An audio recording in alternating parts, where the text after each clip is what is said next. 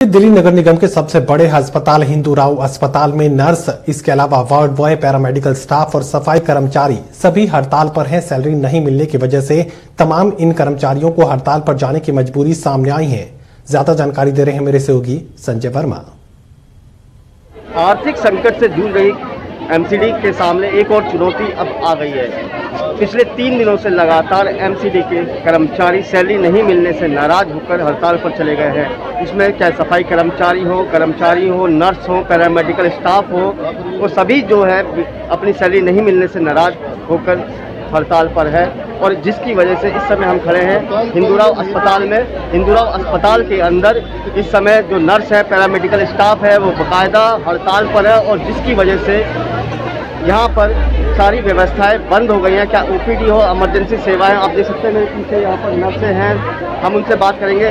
Ma'am ये बताइए कि आप लोग यहाँ पर हड़ताल पर हैं, तो किस वजह से हड़ताल पर है, क्यों हड़ताल पर है?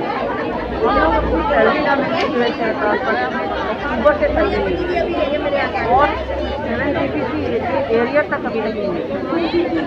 बोनस के एरिया, डीए के एरिया, सारा फाइनेंस बिगाड़ के रख दिया। लगातार आप लोग जब भी आते हैं हर 2-3 महीने आपको हड़ताल करनी पड़ती है। आखिर इसका स्थायी समाधान क्या है?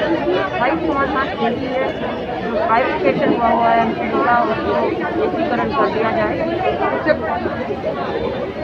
बिल्कुल, देखिए इनका कहना है कि जो क्लासिफिकेशन हुआ है वो यहाँ पर उसको एक कर दिया जाए, क्योंकि लगातार जिस तरह से आर्थिक संकट से एमसीडी जूझ रही है उसके बाद लगातार नर्सों को हड़ताल करनी पड़ती है। इस समय हम हिंदूराव अस्पताल के अंदर और हिंदूराव अस्पताल में पूरी व्यवस्था ठप है, ना ओपीडी चल रही है, ना इमरजेंसी सेवा चल रही है, क्योंकि पैरामेडिकल स्टाफ के साथ साथ नर्स और जितने भी वॉलंटियर हैं वो सब यहाँ पर हड़ताल पर है। हमारे साथ सर ये बताइए कि आप लोग हड़ताल पर है, वजह क्या है? वजह हमारी पुरानी वजह है जो हमारी काफ़ी सालों से चली आ रही है और हमारे 3 दिन हो गए सैलरी नहीं है। पीछे हम काफ़ी दिन बैठे रहे, हम रात को भी हमारी सिस्टरें बैठी है रात को।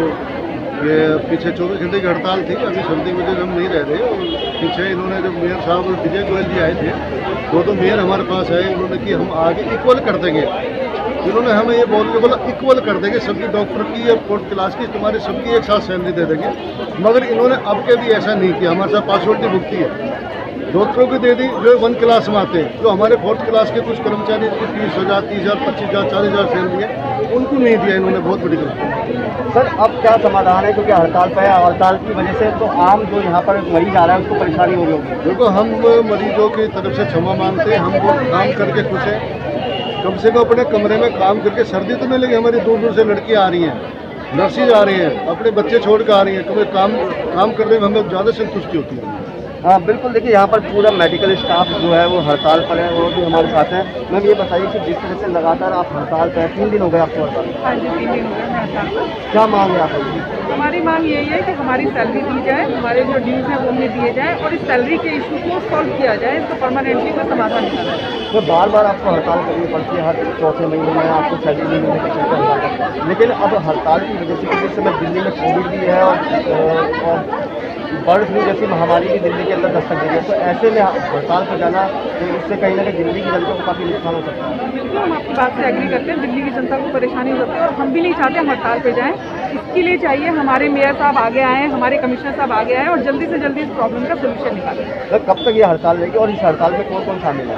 इस हड़ताल में हमारे यहाँ हिंदूराव से हमारी नर्सिस वेलफेयर एसोसिएशन और पैरामेडिकल में शामिल हैं। और ये हड़ताल तो हम एक ही दिन में ख़त्म कर सकते हैं अगर इसका सोल्यूशन मिल जाए। अगर हमारे पास सोल्यूशन हो, हमारी सैलरी लगातार हो और ये बार बार परेशानी ना हो, तो हमें हड़ताल करने का कोई शौक नहीं है। हम मजबूर होकर हड़ताल पर जाते हैं, ये हमारा आखिरी कदम होता है। कर्मचारी के हाथ में और तो कुछ है नहीं, सोल्यूशन निकालना है, नेताओं को निकालना है, अफसरों को निकालना है, लेकिन वो इस बारे में कुछ काम नहीं करना चाहते, जिसका खामियाजा हमें भुगतना पड़ता है। अगर वो 1 महीने की सैलरी नहीं रखते तो क्या लगता है कि आप हड़ताल नहीं, हम भीख थोड़ी मांग रहे हैं, हम जो काम कर रहे हैं वो अपना अधिकार मांग रहे हैं। ये क्या भीख है, आप 1 महीने की दे देंगे उसके बाद नहीं देंगे, उसके बाद हम फिर हड़ताल पे जाएंगे? कोई खेल थोड़ी है, चूहे बिल्ली का खेल बना रखा है उन्होंने। इसका उन्हें परमानेंट सोल्यूशन निकालना ही पड़ेगा अगर वो चाहते हैं सही से शासन करें। सुशासन चाहिए तो समाधान चाहिए। कब तक ये हड़ताल जारी है?